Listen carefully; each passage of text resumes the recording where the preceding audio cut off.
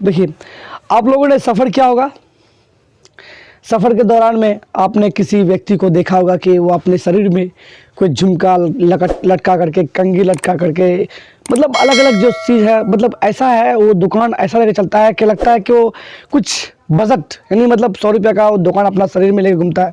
क्यों घूमता है आप बता सकते हैं? क्यों घूमता है? क्योंकि उनको अपना पेट पालना होता है। क्या होना होता है? उसको पेट पालना होता है, इसलिए वो जो है कम कीमत में जितना उसके पास जरूरत होता है वो सामान खरीद करके वो बेचता है। मांग के नहीं खाता है, मांगता नहीं आपसे, बल्कि वो बेचने की कोशिश करता है। खास करके ट्रेन में देखे होंगे, स्टेशन में देखे होंगे, तो इस तरह का आदमी ज़रूरतमंद है।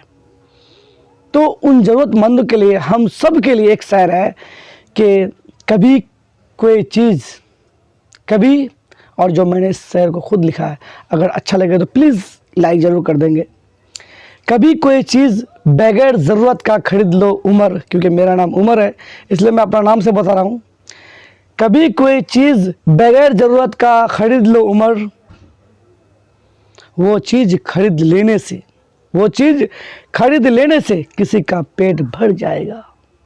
कभी कोई चीज़ बगैर ज़रूरत का खरीद लो उमर, वो चीज़ खरीद लेने से किसी का पेट भर जाएगा।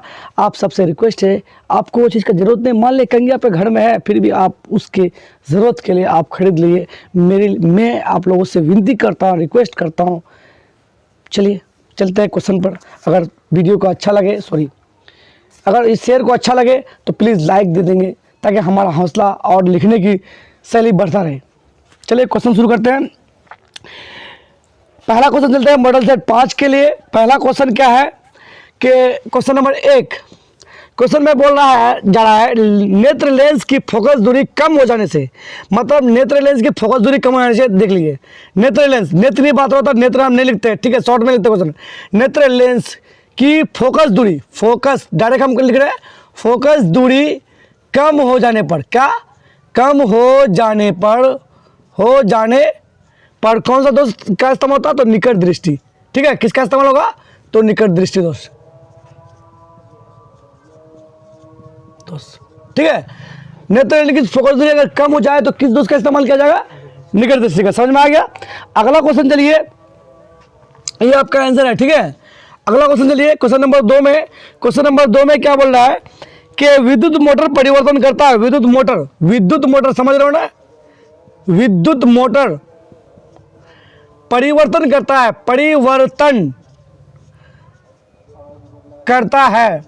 विद्युत मोटर परिवर्तन करता है। क्या करता है परिवर्तन? विद्युत ऊर्जा को यांत्रिक ऊर्जा में। किसको?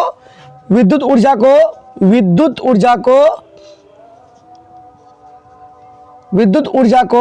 यांत्रिक ऊर्जा में, ठीक है। विद्युत मोटर परिवर्तन करता है विद्युत ऊर्जा को यांत्रिक ऊर्जा में। क्वेश्चन नंबर 3 चलिए आप। बोल रहा है विद्युत बल्ब के फिलामेंट में किस तत्व का उपयोग किया था? टंगस्टन का। यानी मतलब जो बल्ब होता है, देखिए विद्युत बल्ब, हम आपको क्वेश्चन नहीं लिखते हैं, ठीक है, फिगर बना करते हैं। ये जो फिलामेंट होता है इसका, ये इसको जो होता है, ये टंगस्टन का बना होता है। किसका बना होता है? टंगस्टन बना है। टंगस्टन का ये होता है वोल्फ्राम, ठीक है, वोल्फ्राम, डब्लू से सूचित किया था उसको, क्योंकि इसका लैटिन नाम है। 11 ऐसा एलिमेंट है जिसका लैटिन नाम है, ठीक है। सोडियम हो गया, टंगस्टन हो गया जिसका वोल्फ्राम होता है, ठीक है। उसके बाद क्या है, बहुत सारा है, पोटेशियम भी होता है, कैलियम जिसको बोलते हैं ना। तो अभी कितने चलेंगे, क्योंकि अभी हमको शॉर्ट टाइम है मेरे पास, है ना, अभी इसलिए उसको नहीं एक्सप्लेनेशन करेंगे। चलते हैं अगला क्वेश्चन में। सोडियम की संयोजकता कितनी होती है? सोडियम की यानी Na की संयोजकता, यानी वैलेंसी, वैलेंसी कितनी होती है? सोडियम का वैलेंसी 1 होता है, ठीक है। कैसे? आपको वैलेंसी निकालने का तरीका बताते हैं, कितना आसान है, बहुत ही ईजी। KLM में निकाल सकते हैं आप, 1 से लेकर के 20 तक एलिमेंट को आप KLM में निकाल सकते हैं, ठीक है। वो कैसे? K को 2 की बुक है, L को 8 को, इसको भी 8 मान लो, इसको भी 8 मान लो, क्योंकि हालांकि हो सकता है 2n² ये फॉर्मूला के अनुसार होता है, लेकिन हम उसमें नहीं जाएंगे, हम शॉर्ट ट्रिक्स में जाएंगे। अभी बच्चे हो तुम लोग, ठीक है। क्या है? 2 8 8 8 है ना। तो इसके रूप में आप सोडियम में कितना होता है? सोडियम में 11 होता है, 11 तो 2 ही इसका अष्टक पूरा हो गया, ठीक है। तो बचा 8 पूरा हो गया। तो अंतिम सेल में कितना बचा, 1 बचा ना, 2 8 10 और 1 1 करा। अंतिम सेल में जो इतना इलेक्ट्रॉन की संख्या होती है वो उसका वैलेंसी बन जाती है। तो आपको बोला सोडियम का संयोजकता कितना है, तो 1, समझ में आ गया। अंतिम सेल में इलेक्ट्रॉन की संख्या कितना है, 1 है इसलिए। हाँ, लेकिन वैलेंसी कितना होता है, 1 से लेकर 4 तक ही होता है, 1 से लेकर 4 तक, 1 से 4 तक अधिक नहीं होगा। हाँ, अब मान लेते किसी अंतिम सेल में इलेक्ट्रॉन की संख्या 5 है तो वैलेंसी तो होगा नहीं। सर आपने बताया था 4 तक, तो वो जितना लेगा, जितना वो लेगा, गेन करेगा, जितना वो लेगा। मान लेते हैं यहाँ पर अंतिम सेल में इलेक्ट्रॉन की संख्या अगर यहाँ पर 5 बचता है इसके पास, तो उसको कितना की बुक चाहिए था, 3 की बुक चाहिए था, तो 3 ये हो जाता आपका उसका इलेक्ट्रॉन, ये संयोजकता होता, वैलेंस हो जाता। समझ में आ गया। थोड़ा सा एक्सप्लेन किए, गुजारे सिर्फ समझ लो, गुजारे, ठीक है, कोई बड़ी बात नहीं, आसान है। इसके लिए मैं अलग से एक वीडियो बना कर दे दूंगा आपको, तो उसमें पूरा क्लियरेंस हो जाएगा, आपको दिक्कत नहीं है। चलिए अगला क्वेश्चन, चलिए। बोला कि एल्केन, वह एल्किन था या एल्केन बोला है, एल्केन का सामान्य सूत्र है एल्केन। 5 नंबर क्वेश्चन में चलिए, एल्केन, एल्केन, ठीक है, एल्केन का सामान्य सूत्र है, सामान्य सूत्र है क्या होता है, CnH2n + 1 H2n - 2, ये होता है एल्केन का। 6 नंबर क्वेश्चन चलिए, उदासीन विलयन pH मान कितना होता है, 7 के बराबर। जाहिर सी बात, उदासीन जहाँ बोले, उदासीन बोलेगा तो क्या है, ये तो आपको उसी दिन बता दे।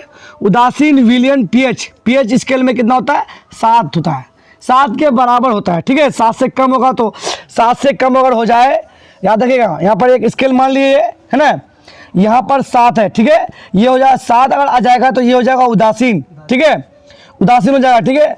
अगर 7 से कम हो जाएगा तो क्या हो जाएगा, वो अम्ल में हो जाएगा, एसिड। और 7 से अधिक हो जाएगा तो क्या हो जाएगा, बेस हो जाएगा, क्षार हो जाएगा, ठीक है। 7 में अगर रहेगा तो क्या है, वो उदासीन है, ठीक है, उदासीन। और 7 से कम हो जाए तो क्या होगा, अम्ल हो जाएगा, नहीं एसिड हो जाएगा। और 7 से अधिक होगा तो क्या होगा, वो क्षार हो जाएगा, बेस हो जाएगा, याद आएगा। तो आपको बोला उदासीन pH तो क्या 7 के बराबर ही होगा, ठीक है। अगला क्वेश्चन चलिए, 7 नंबर क्वेश्चन चलिए, क्या बोल रहा, आवर्त सारणी में कितने वर्ग होते हैं, क्या होता है, 18 होते हैं। आवर्त में वर्ग बोला है, आवर्त सारणी में पहले बता, वो तो चले, वो तो क्वेश्चन तो एक बार रिपीट किए। अगला क्वेश्चन चलिए, हटाइए, 7 नंबर क्वेश्चन चलिए, ठीक है। कार्बन क्या है, कार्बन क्या है, कार्बन क्या है बताओ, कार्बन क्या है, यहाँ पर ऑप्शन में दिया हुआ है। कार्बन क्या है, धातु, अधातु, उपधातु, इनमें से कोई नहीं, क्या है कार्बन, क्या है, धातु है कि उपधातु है, कार्बन क्या है रे, तुम लोग बताओ क्या है, वाटर, कैसे एक्सप्लेनेशन कर पाओगे, अधातु है, ठीक है, ये तो सही है बोल रहे हो, लेकिन कैसे मानेंगे जो अधातु है, क्यों मानेंगे हम, इसके लिए आप लोगों को ये कार्बन अधातु है क्यों, इसके लिए हमको बताइएगा, कमेंट में बताइएगा, इसका जवाब हमको चाहिए हर हालत में, ठीक है। नहीं पता है तो किताब छान करके बताइएगा, मगर बताइएगा। 8 नंबर क्वेश्चन, ठीक है। अगला क्वेश्चन में क्या कह रहा है कि इनमें कौन दुर्बल अम्ल है, दुर्बल यानी मतलब कमजोर, वीक अम्ल, वीक एसिड कौन है, यानी कमजोर अम्ल कौन है, दुर्बल अम्ल कौन है, तो वीक एसिड कौन है पता है आपको, सबसे कमजोर अम्ल होता है CH3COOH, ये कौन सा है, CH3COOH, ये सबसे कमजोर अम्ल है, ठीक है। वीक एसिड कौन है, CH3COOH, समझ में आ गया। अगला क्वेश्चन चलिए, पोटेशियम की परमाणु संख्या कितनी होती है, पोटेशियम यानी के पोटेशियम, 9 नंबर क्वेश्चन, पोटेशियम की परमाणु संख्या यानी एटॉमिक नंबर कितना होता है यार, 19 होता है। आंख बंद करके 1 से 20 तक आप लोगों को याद होना चाहिए। Hydrogen, helium, lithium, beryllium, boron, carbon, nitrogen, oxygen, fluorine, uranium, sodium, magnesium, aluminium, silicon, phosphorus, है ना, sulphur, chlorine, argon, potassium, calcium, ठीक है, ये बात है। अगला नंबर चलिए, ठीक है। अगला नंबर क्वेश्चन में चलिए, 10 नंबर में, 10 नंबर क्वेश्चन में क्या होता है कि साधारण नमक का रासायनिक सूत्र क्या है। अरे बाप रे, बड़ा इजी क्वेश्चन है, ससुरा तो इतना इजी क्वेश्चन दे रहा है कि तुम लोगों का तो नंबर बराबर झोली में आएगा यार, है ना, आप लोगों का नंबर तो बराबर झोली में आएगा। साधारण नमक का सूत्र है, नमक का सूत्र क्या होगा रे, ये ससुरा बड़ा इजी क्वेश्चन दे रहा है। सोडियम क्लोराइड, NaCl, साधारण नमक क्या होता है, NaCl, ठीक है, समझ में आ गया। चलिए एक बार रिपीट कर देते हैं, नेत्र फोकस की दूरी कम, नेत्र लेंस में फोकस दूरी कम हो जाने पर कौन सा दोष का इस्तेमाल होता है? तो निकट दृष्टि दोष का। ठीक है, कौन सा लेंस का इस्तेमाल? और विद्युत मोटर परिवर्तन करता है किसके कारण? विद्युत ऊर्जा को यांत्रिक ऊर्जा में परिवर्तन करता है। ठीक है, अब ये जो बल्ब आपने देखा है, इसका जो फिगर मैंने बनाया है, उसमें कौन सा फिलामेंट जो बना होता है कौन सा धातु का? तो टंगस्टन का होता है। जिसका तो क्या बल्ब टंगस्टन का कहता है वोल्फ्राम। सोडियम का संयोजकता कितना है? तो एक वैलेंसी एक होता है, अभी मैं बता चुका। एल्केन का सामान्य सूत्र है CnH2n प्लस, ओ सॉरी यहाँ मिस्टेक हो गया, क्या यहाँ पर +2 होगा। ठीक है, CnH2n +2 है ना। उदासीन पीएच स्केल में, यानी उदासीन पीएच स्केल में उदासीन कब होता है? तो 7 के बराबर होता है। मैं स्केल में बना के दिखाया, 7 से कम होगा तो एसिड, 7 से अधिक होगा तो बेस होगा। कार्बन क्या है? अधातु है। इसके लिए आपको कमेंट में बताना है कैसे अधातु है, सैंपल बताना है किस तरह का है। वीक एसिड नहीं समझ में आएगा तो मैं इसके लिए वीडियो खुद बना के दूंगा, धातु कैसे पहचानेंगे, धातु कैसे पहचानेंगे, है ना। वीक एसिड कमजोर अम्ल कौन है? तो CH3COOH। ठीक है, इसी का नाम है फॉर्मिक एसिड। चीटी का डंग में पाया था ये एसिड, ये ससुरा बड़ा काबिल है। चीटी डंग मारेगा, ये ससुरा जो है पूरा बॉडी में घुस जाएगा। ठीक, अब यहाँ क्या? पोटेशियम का एटॉमिक नंबर क्या है? पोटेशियम का सूत्र होता है के, क्योंकि इसका लैटिन नाम कैलियम है। ठीक है, तो पोटेशियम का एटॉमिक नंबर कितना होता है? 19 होता है। पोटेशियम तब कैल्शियम। ठीक है, साधारण नमक कैसे होता है? NaCl। ठीक है, बहुत आसान है, कुछ नहीं है, थोड़ा ससुरा सबको याद करने की जरूरत है, बस कुछ नहीं। चलिए मिटाता है इसको। तो अगला क्वेश्चन क्या है? 11 नंबर में, 11 नंबर क्वेश्चन में क्या बोल रहा है कि स्वपोषी पोषण के लिए आवश्यक है। स्वपोषी पोषण के लिए, स्वपोषी का मतलब समझ रहे हो, है ना। स्वपोषी मतलब जो खुद पर निर्भर करे। ठीक है, स्वपोषी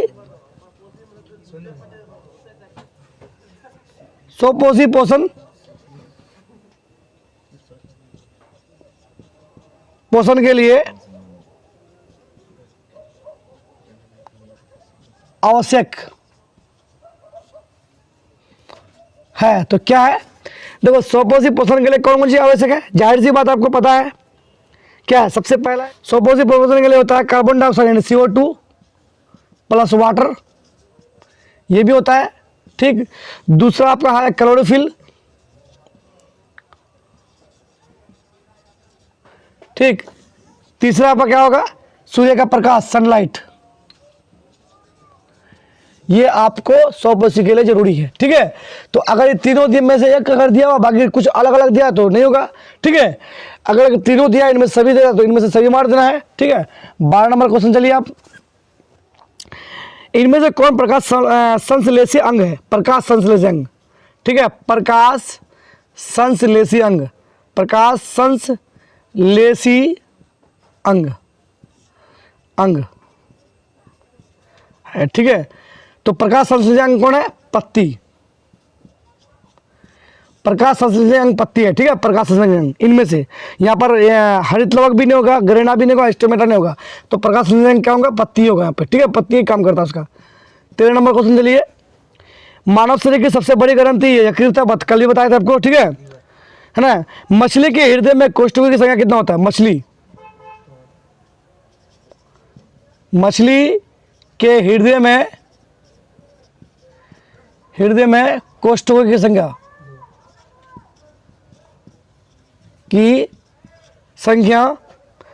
कितना होता है? 2 होता है। ठीक है, मछली के हृदय में कोशिकाओं की संख्या कितना? 2 होता है। 14 नंबर,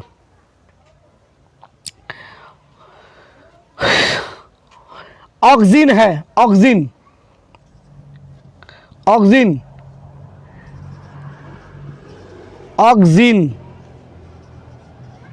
ऑक्सीजन है क्या है? ये ऑक्सीजन एक हार्मोन है। क्या है? हार्मोन्स है। ठीक है, ऑक्सीजन एक हार्मोन है। 15 नंबर क्वेश्चन चलिए।